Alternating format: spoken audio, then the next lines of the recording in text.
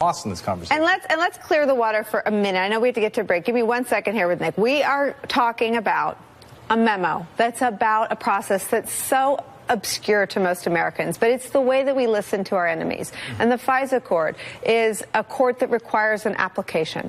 There was an application made to the FISA court to listen to Carter Page in 2013, years before he was involved with the Trump campaign, and years before Donald Trump described him as one of his key national security advisors. I want to ask you if you think there's any chance that in the renewal of the application, which was granted, so there had to be probable cause to continue to listen to Carter Page, right? If there's any effort to go ahead and achieve his aims of getting rid of the DOJ leadership if he deems them to have been aware of or complicit in continuing that approval to surveil Carter Page. The chain of events they're trying to build, Nicole, is the dossier was funded by the DNC. The dossier provided the evidence for this warrant. It didn't. The warrant was illegitimate. That is not true. This is what they're trying to do. The warrant was wrong, and therefore the entire investigation and Mueller's entire probe is tainted by association. But the dossier did not provide the evidence for the FISA warrant. So what are they going to do when that is proven false? Well, that's a big question. So Jonathan Swan's reporting, right, in the last hour, is that people are actually worried that this memo, which is really just a press release, is going to actually be a dud. It's not going to actually be persuasive. And given what Nunes tried to do before, when he was still non-recused, I should say, on this investigation. I guess he's non-recused now.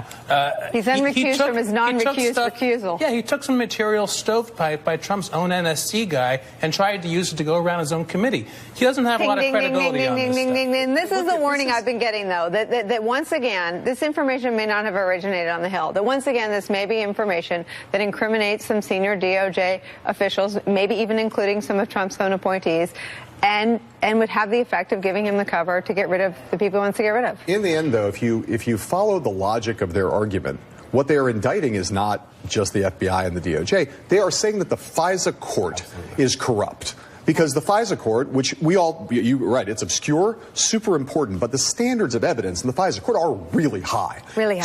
So they're basically making the argument that not just there was a corrupt intent on the part of the FBI and the Justice Department to take down Donald Trump, but that the FISA court was in on it because they looked at this corrupt evidence and said, yeah, it's fine, we're going to let you tap Carter Page's phones. I mean, it's the craziest conspiracy theory you've ever heard. I mean, they could have been misled, I suppose, by the FBI. But again, I come back to the court. The court is Mueller is investigating. Mueller is going to present his findings with huge amounts of backup evidence, which will or will not prove or suggest crimes. If he's still in that job.